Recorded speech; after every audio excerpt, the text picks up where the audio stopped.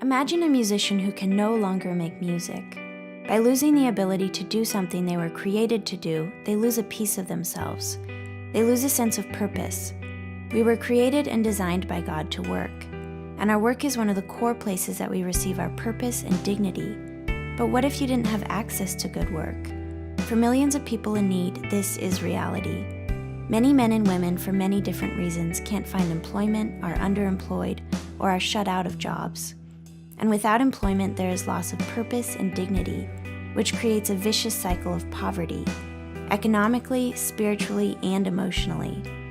Christians have always been engaged in the fight to break this cycle, but the majority of the church's effort and resources for those in need begins with food, then housing, then clothing, and then at the very bottom of the list is work. But without employment and the means to actually provide for themselves and their families, the cycle continues. Which begs the question, what if we flip the list? What would happen if churches and nonprofits were empowered to actually help those in need, find and keep employment, and provide for themselves? The folks at Jobs for Life think this could change the game forever. Jobs for Life equips local churches and other organizations to champion the cause of work for those who need it most.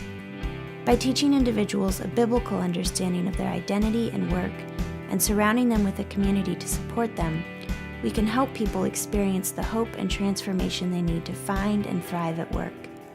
Imagine churches and nonprofits being centers where the cycle of joblessness is broken, where business owners receive employees who understand the value and purpose of work. Imagine families restored where children grow up with hope and a future. Imagine communities and entire cities renewed because purpose and dignity have been restored. Jobs for Life believes imagination can become reality. Visit jobsforlife.org to join the movement of people teaching others the dignity of work.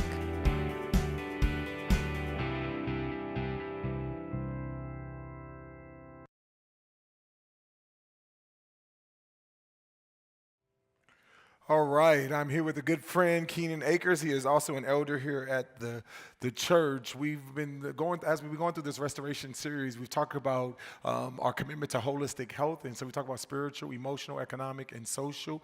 Last week we talked about 2 weeks ago we talked about spiritual, and in the spiritual, this is the reason why we do our missional communities. This is the reason why we teach God's word on Sunday. And one of the things that we're excited to announce is that this summer we're going to be launching a seminary here at the campus, so that if you have a desire to go deeper in understanding of your Bible, then we'll be able to do that here. And so that is one of the things that we're doing spiritually. We talked about emotionally last week that we're launching a counseling center January the 28th, a full and robust counseling center, that along with a lot of other things that we'll be doing to address the emotional health of our covenant members. And today basically we're talking about economics, and in our economics we're bringing a good friend Keynon here, and he's been responsible for many years of overseeing a program called Jobs for Life, and we are going to be launching a Jobs for Life program. So Keynon, share a little bit about Jobs for Life and kind of in the details of this launch briefly. And by the way, we're sorry for being overtime. We're going to get you out as soon as possible. Give us 10 to 15 minutes most of your attention, and then we'll be dismissed. Sure. Good morning or afternoon. So Jobs for Life is basically a platform. I was the Atlanta area director here for 2.5 years before joining the North American Mission Board. That platform is to engage and equip churches to address the devastating impacts of joblessness through the dignity of work, joblessness and underemployment. And so that you use it as a discipleship platform as well as a community outreach platform so that the church can reach individuals in an area where I think the world least suspects. Yeah, that's good. And so a lot of times in Jobs for Life, they talked about a lot about dignity and work being closely related to one another. Why is both work and dignity so close related? And before you answer, remember, if you have specific questions, we're going to go for about another 8 or so minutes. Text it to the number on the screen. Yeah, dignity and work are close related because God created us and designed us for work. You know, like Dhati's sermon here, the first thing God gave Adam wasn't his woman, right? It wasn't his lady. It was his job. And that's a whole nother sermon within itself. get a job, get a lady. But In that order. in that order. But he gave him work, and he gave him purpose. And even in Genesis 2, you see where he didn't even allow the vegetation to grow and take off because there was no one to work it. So he gave him that to work it and to keep it, both work it and to keep it. And so when someone does not have work, and I'm sure people have been here without jobs before, it is, nothing is more devastating to the human dignity to be without work and without purpose. So it's almost like you're out of order, if you will, for what God designed. So they're closely related. And you see that it's also pervasive. Yeah. It begins to affect a lot of people around you, communities. In your as time well. and what you've done before and with Jobs for Life even before that, give me some examples of some stories or a story or an example of seeing that manifested or fleshed out. Oh, yeah. Well, here in Atlanta, I've been here 3.5 years. Probably the top one that comes to mind, I have a friend, Clyde, who God gave me opportunity to go to Atlanta Mission, kind of go rogue in there, almost like undercover boss, kind of disguised as a homeless person for 10 weeks. And I got to build a relationship with the guys. They didn't know my position, anything like that. And I befriended this one guy, and he got to work after the class. They gave him a store that was failing because of his work ethic. And he said everything that he did there, he learned in this class that we were doing. They gave him a store and said it was really a failing store. So the store was scheduled to close, basically. And when he went there, began to work the store, they promoted him to manager. The store started thriving. It became the number 3 sales store, not in the greater Atlanta area, in Georgia. The store is still open, and he's now the store manager. Amen. Yeah, that's awesome. So tell me, like, for those who are interested in the program, and it could be any type of person who's interested in getting involved, how do you get involved with Jobs for Life, and how do you get people that you think, man, this would be a helpful program for them? So how do you sign up for something like that? Yeah, for us specifically, we plan to launch one here through Blueprint Church. Gospel Hope is planning to do one, Mosaic Church here. And what I would love to do is connect a lot of people to, Thursday night I'm going to do a online interest meeting. You can email me at my work email if you have interest in being a part of that online meeting, and it's K Akers, like Lakers with a K, okay? Go Lakers. Yeah. Boo him. K Akers at NAM, and that's North American Mission Board, NAMB.net. So K Akers at NAM.net, and I'd love to get you guys plugged in. And this is able to support from the richest to the poorest, anybody. I mean, if you've been in jail, been in prison, I mean, this program is for all. Yeah. Yeah. For all. So again, text or email or text to this thing. Again, in there, it needs to be 180 characters or less. So it just stops at 180. So if you've given a paragraph, it's not coming through. So one of these questions it says, and I'm not going to answer, but I just want to recognize that we do get it, is how should believers promote legislation that benefits the poor? We're not going to answer that because next week we have Justin Gibbon, and we're going to be talking about the social aspect of this and legislation and social dynamics as it relates to it. So we're going to save that question for next week for you. Another one is, if we're seeking to be obedient to the Bible, how much of our income should we give? If we're seeking to be obedient to the Bible, how much of our income should we give?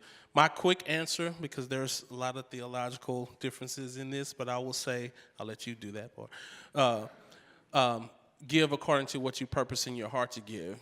But I will say this, a lot of people get hung up on the 10%. Be faithful with what God's given you. But if you want to be technical, that was just the first fruit, right? Yeah. The tithe technically was more than 10%. So if you hung up on the 10, you wouldn't want to be living in biblical times, right? You need to be faithful to what God has given you. Yeah, I think that's spot on. I mean, there's actually three tides in the Bible. So if we, to your point, there's three different tides, and the tide basically means a tenth. What we believe at the church is that New Testament giving is giving of the first fruits.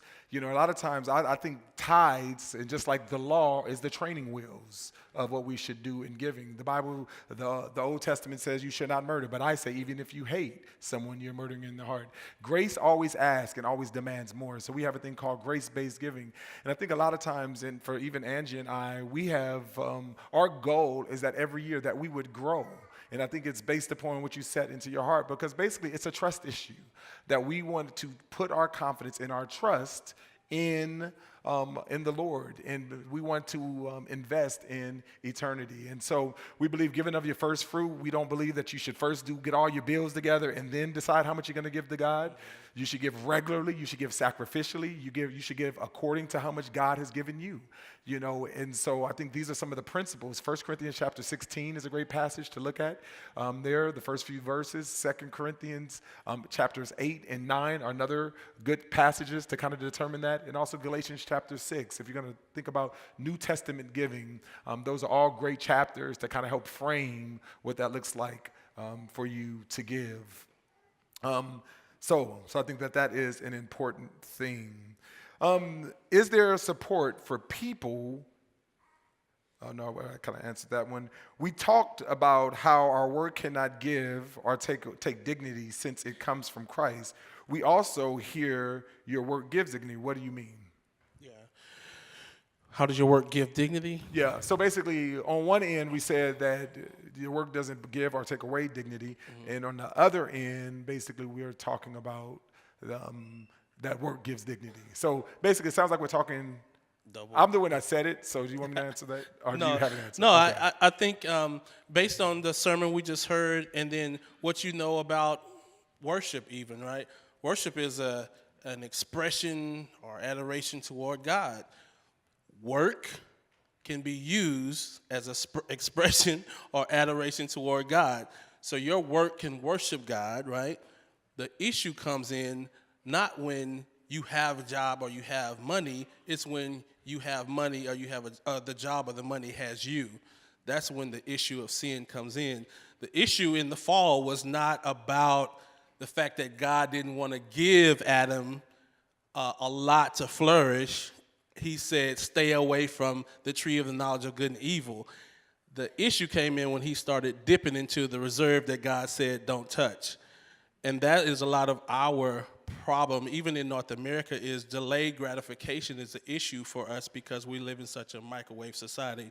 We want it, we have it, we go get a lot of interest and a lot of debt. And interest is really just the penalty you pay when you buy things you cannot afford. And a lot of those things belong to God. Yeah, that's good. I mean, so it's the idea of identity versus activity. And I love kind of what you're saying. You hit it spot on. Last one, and again, if we didn't get to your question, throughout the next few weeks, we will be addressing spiritual, emotional, economic, and social, so you can keep the questions coming in. And via our blog or a variety of different ways, we'll be answering all of the questions that we're giving. So we appreciate your questions. Last one, how do we balance diligence in our work versus practice of the Sabbath without overindulgence? Say that again. So basically, how do we balance diligence, being diligent in our work, and the practice of Sabbath without overindulgence? Yeah, you have to be intentional. Amen. Work can be worship to God. Rest is worship to God. That's where we struggle in our society. When we don't rest, and I'm guilty of it in the past. When I don't rest, I'm just as guilty as when I don't work toward God. Rest is a form of worship to God. God himself, after he did all the 7 days of creation, created Adam to work, he sat back, said it was good, and the next thing he did was rest. Yeah. Rest is godliness and holiness. So your balance it's all stewardship. Yeah, and it's about a faith issue, and I love what you just said. It's a stewardship. It's about faith. When we recognize Sabbath rest was giving as an act of faith that we are to trust. And basically what we're saying when we rest from our work, we're saying even though I'm resting, God is still at work. And so it is a trust issue that the more you're able and the better you are able to rest, the more faith that you have that God is still working on your behalf. And so there's a trust issue on that. That's on one end. But the other side, that you're talking about how do you wrestle between the tension, that you also recognize, and one thing that's not often talked about, but Dan Darling basically also brings out this point about the issue of work or the issue of the Sabbath. The Sabbath was not only given as an issue of faith, of trusting God, but it was also given as an institution for kind of the poor. Because you got to understand that when those who are privileged, because you are privileged, you're going to have the ability to rest. Because of just you have the means to take time off. But it's the poor who oftentimes have to continue laboring in order to make ends meet. So what the Sabbath does is that it's God saying that I value both the rich and the poor, and that we all need to practice the rhythm of resting for the purpose of honoring him and focusing and doing him. So it's something that is instituted, not just that it's something that only the rich should take advantage of, but Sabbath and Sabbath rest it's a faith issue that we are to give. So if you are an employer or if you are someone managing, that if you are not giving your employees rest, then you are not in line with what God has for his people. And so there is all type of implications, again, to that. And again, so there's a great book called The Dignity Revolution by Dan Darling. And there's a chapter on there that talks about economic dignity. And so it's a great chapter that talks a little bit more about that. So if you're interested in that. We're going to have the worship team come up. Thank you. We are over time. But we're going to sing one more song, and then we'll be dismissed. But thank you, Keynon, for being up here with us.